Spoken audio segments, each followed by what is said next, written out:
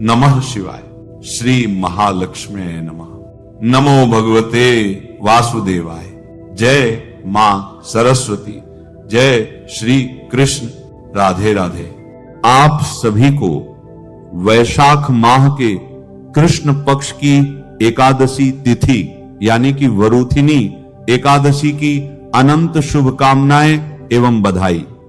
साल 2026 में पड़ने वाली समस्त पापों का नाश करने वाली, सौभाग्य प्रदान करने वाली और भगवान श्री हरि विष्णु की विशेष कृपा प्राप्त करवाने वाली वरूथिनी एकादशी किस दिन पड़ने जा रही है? 12 या 13 अप्रैल। क्योंकि इस बार एकादशी तिथि को लेकर लोगों के बीच काफी असमंजस की स्थिति बनी हुई है। कोई 12 अप्रैल तो कोई 13 अप्रैल को एकादशी की सही तारीख बता रहे हैं। लोगों के बीच यह जानने की उत्सुकता और बढ़ गई है कि व्रत किस दिन रखें। ऐसे में आपको एकादशी रहना चाहिए या नहीं, व्रत कब खोलना है।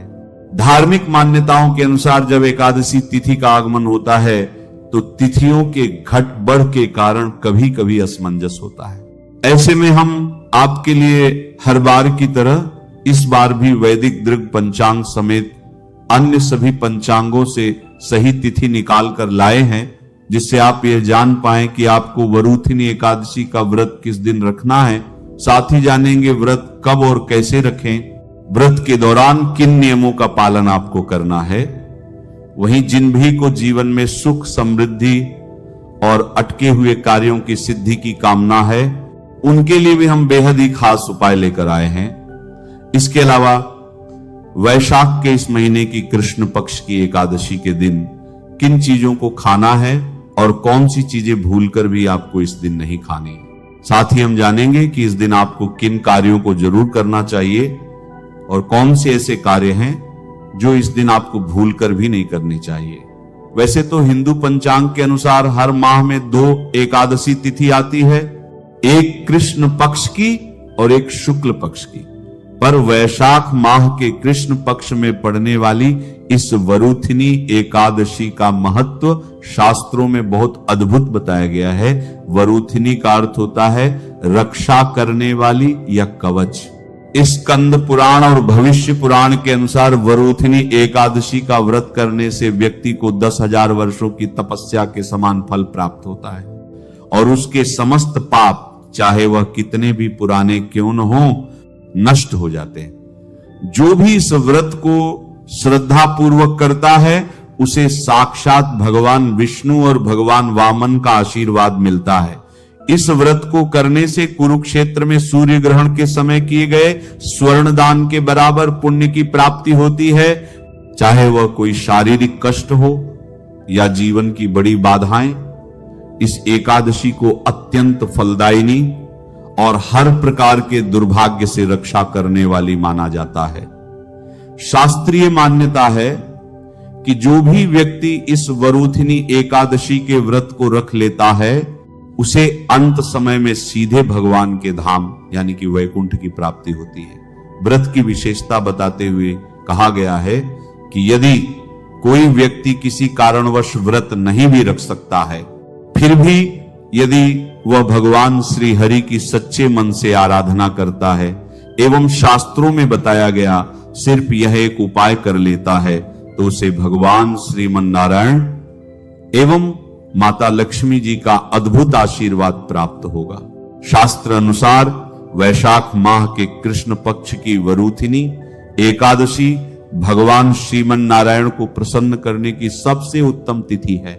इस बार यह एकादशी और भी खास है क्योंकि यह एकादशी मृत्यु के पश्चात उत्तम लोकों में गमन को सुगम बनाती है। इस दिन जो भी मनुष्य भगवान श्री हरि विष्णु जी की पूजा आराधना करता है और पीले पुष्प या फलों का दान करता है, उसे संपूर्ण एकादशी के फल की प्राप्ति हो जाएगी। एकादशी के नियमों की बात करें तो आहार और आचरण में संयम अत्यंत आवश्यक है।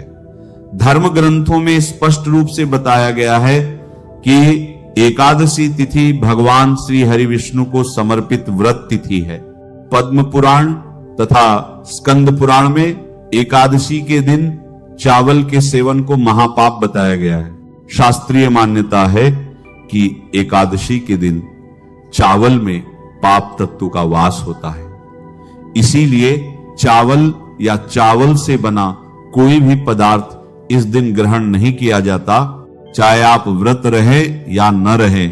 वरूथिनी एकादशी के दिन घर में चावल न बनाएं। वरूथिनी एकादशी का मूल तत्व पवित्रता और संकल्प की शक्ति है।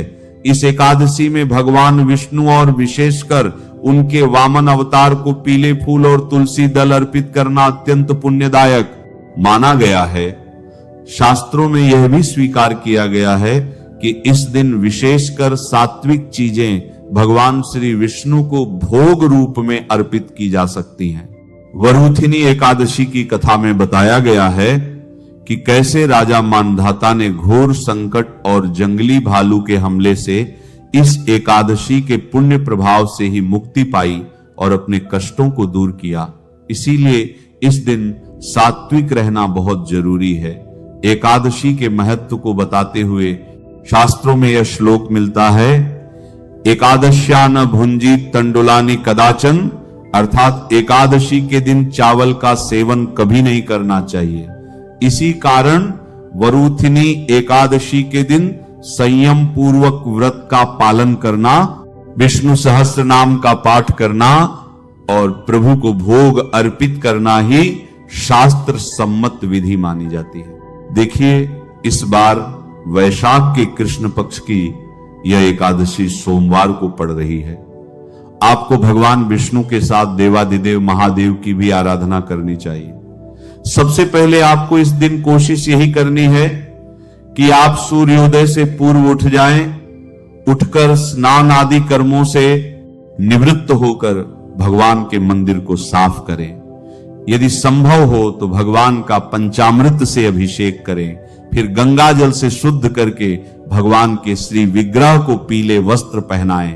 बोलें, हे प्रभु, मैं श्री हरि की कृपा, अपने परिवार की रक्षा और दुर्भाग्य से मुक्ति के लिए वरूथिनी एकादशी व्रत का संकल्प करता करती हूं। हे प्रभु, मुझे यह व्रत श्रद्धा और नियम से पूरा करने की शक्ति दे। अब भगवान विष्णु की पूजा शुरू करें। पहले उन्हें जल, अक्षत, पीले फूल और तुलसी पत्र अर्पित करें। इसके बाद धूप और घी का दीपक दिखाएं। पूजा में खरबूजे, फलों और मिष्ठान का भोग लगाएं। इसके बाद भगवान विष्णु के मंत्रों का जाप करें, जैसे नमो भगवते वासुदेवाय। अब आते हैं सबसे महत्वपूर्ण विषय पर। इस दिन किन कार्यों से आपको बचना चाहिए? सबसे पहले तो इस दिन का मूल भाव ही है संयम और ब्रह्मचर्य। इसीलिए किसी भी प्रकार का क्रोध, लोभ, हिंसा और दूसरों की निंदा इस दिन सर्वथा वर्जित